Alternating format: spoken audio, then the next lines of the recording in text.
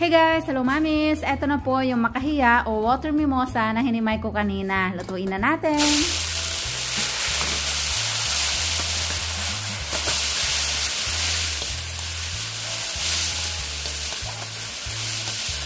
Nilagyan ko lang po ng sili at bawang, oyster sauce, patis, konting asukal at pampalasa. Pinainit na mabuti ang mantika at kawali bago nilagay lahat. So dahil napakainit sa labas guys, pumasok ako para kumain. Para tayong kumakain ng damo.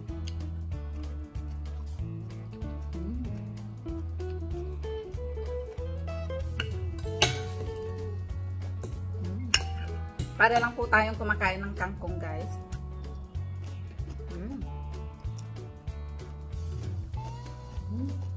Sarap.